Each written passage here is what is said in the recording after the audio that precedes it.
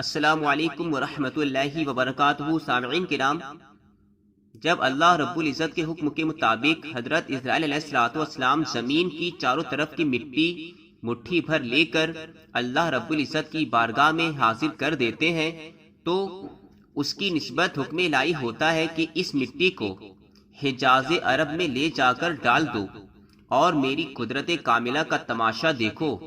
چنانچہ ملک الموت نے وہ مٹی حجاز عرب میں ڈال دی، جس پر ایک سیاہ ابر کے ٹکڑے کو برسنے کا حکم ہوا۔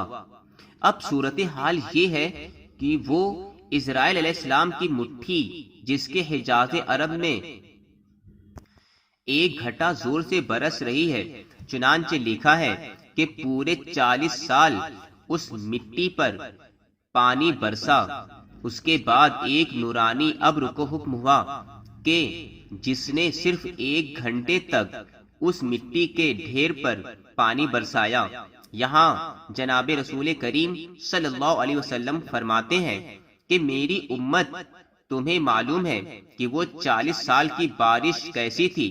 پھر جناب خود ہی ارشاد فرماتے ہیں کہ 40 برس آدم کے پتلے پر غم کی گھٹا برسی اور 1 ساعت خوشی کا پانی برسا۔ اللہ اکبر۔ سامعین کرام، جب اس مٹی کے ڈھیر پر 40 سال غم کا اور 1 ساعت خوشی کا مینا برس چکا تو اس کے بعد حکم ازدی 70,000 ملائکہ چشم رحیق اور سلسبیل سے پانی لائے اور اس مٹی پر ڈالا۔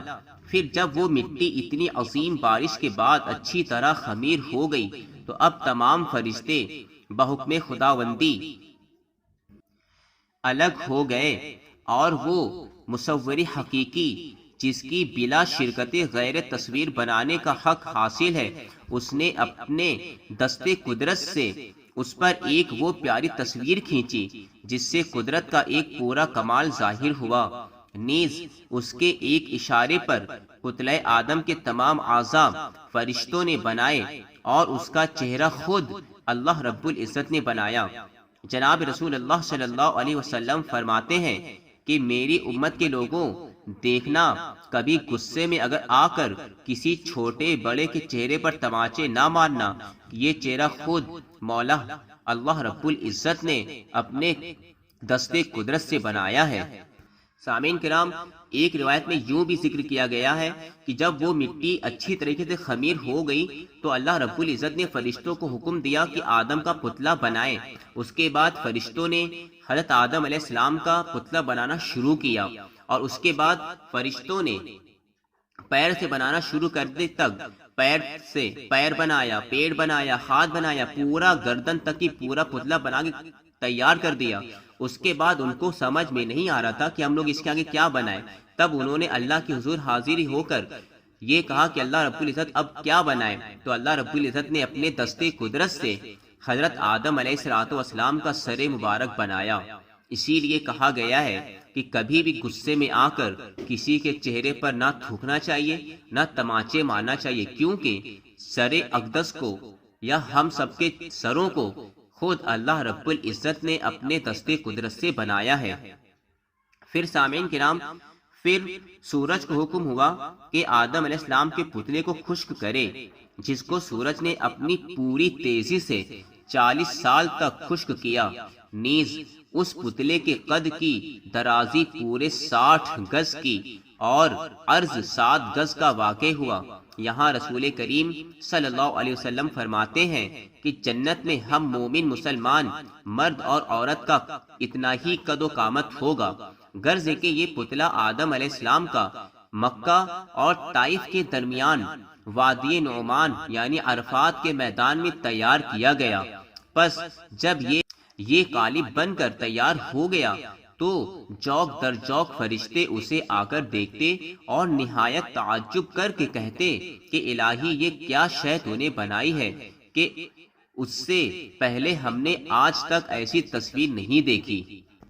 سامعین کرام، جماعتیں ملائکہ کی آ رہی ہیں جو تعجب اور حیرت کی نظروں سے دیکھتی ہیں اور چلی جاتی ہیں۔ کتب تفاسیر میں مرقوم ہے کہ خداوند عالم نے اس نے انسان کے 100 حصے کیے، جس میں سے 99 حصہ حضرت آدم علیہ السلام کو دیے اور 1 حصہ تمام اولاد آدم کو۔ پھر فرشتے معلم الملکوت عزازیل کو اپنے ساتھ لائے اور دکھایا کہ دیکھو یہ کیا چیز اللہ پاک نے بنائی ہے۔ چنانچہ عزازیل نے آدم علیہ السلام کے پتلے کو بہت غور سے دیکھا۔ سامعین کرام، عزازیل یہ شیطان کا جناتی نام ہے، تو یہاں پہ عزازیل ذکر ہے کیونکہ ابھی یہ شیطان مردود بارگاہ نہیں ہوا ہے، تو عزازیل ہی یہاں پہ کہا جائے گا۔ تو عزازیل نے آدم علیہ السلام کے پتلے کو بہت غور سے دیکھا۔ جب باہر سے اچھی طرح دیکھ چکا تو جسم کے اندر سما گیا اور تمام اندرونی حصے کی اچھی طرح دیکھ بھال کی، اور پھر باہر آ کر دیگر ملائکہ سے کہتا ہے کہ گھبراؤ نہیں، میں نے خوب اسے دیکھا اور اس کی اصلیت کو سمجھ گیا۔ یہ اندر سے بالکل تھوتھا اور خالی ہے، جب تک اس کے پاؤں نہ ہوں گے یہ کھڑا نہ ہو سکے گا۔ نیز اے ملائکہ، اگر یہ بغیر قدموں کے کھڑا بھی ہو گیا تو بہت جلد زمین پر گر جائے گا اور خدا کی عبادت میں کاہلی اور سستی کرے گا، اور اس کے جسم سے کوئی کام نہیں ہو سکے گا مگر میں دیکھتا ہوں۔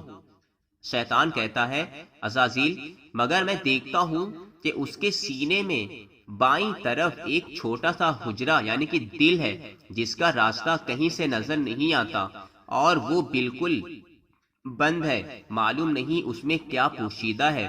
شاید لطیفہ ربانی کا یہی مقام ہے اور اسی کے سبب یہ پتلا مقرب خداوندی ہوگا۔ غرض کہ عزازیل آدم علیہ السلام کے پتلے پر کھڑا ہوا اپنی عقل آرائیاں کر رہا ہے، جیسا کہ فلسفی ہوا میں گھونسے مارتے ہیں۔ سامعین کرام، آدم علیہ السلام کے پتلے کو دیکھ دیکھ کر فرشتے تعجب کرتے ہیں اور آپس میں کہتے ہیں کہ معلوم نہیں خداوند عالم یہ کیا چیز پیدا کرنا چاہتا ہے۔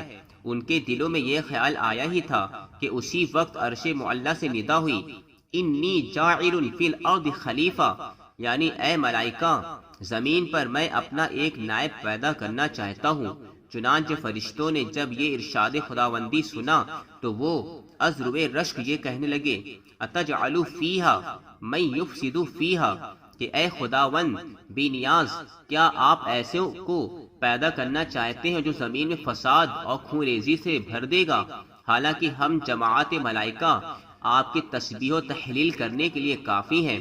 وہاں سے جواب ملا، انی عالم ما لا تعلمون، یعنی آدم علیہ السلام کے پیدا کرنے میں جو حکمتیں ہیں ان سے تم واقف نہیں بلکہ ہم ہی خوب جانتے ہیں۔ چنانچہ سامعین کرام، ملائکہ یہ جواب سن کر سخت پیشمان اور نادم ہوئے اور اپنے اعتراض پر رونے لگے اور اس کے جلال سے ڈر کر اللہ رب العزت کی حضوری میں توبہ اور استغفار کرنے لگے۔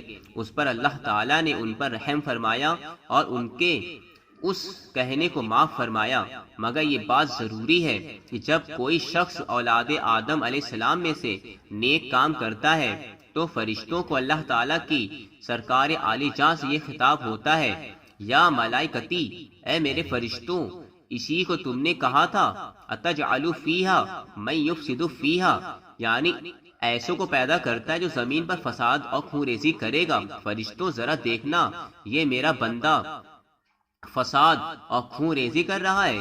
یہ سن کر فرشتے سخت نادم اور پیشمان ہوتے ہیں اور مولا کریم نیکیاں کرنے والوں سے بے حد خوشنود ہوتا ہے۔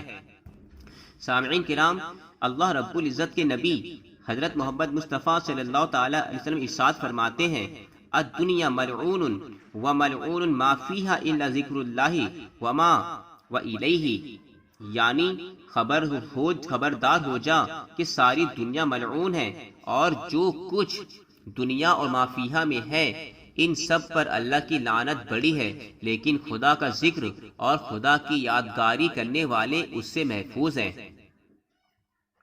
نہیں بلکہ ان پر اللہ کی رحمت بھی برستی ہے اور انہی کی نسبت خداوند کریم فرشتوں کے سامنے فخر فرماتا ہے۔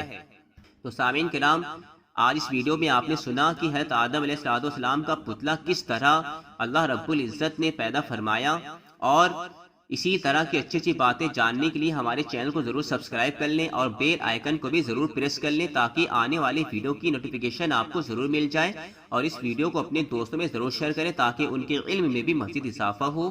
السلام علیکم ورحمۃ اللہ وبرکاتہ۔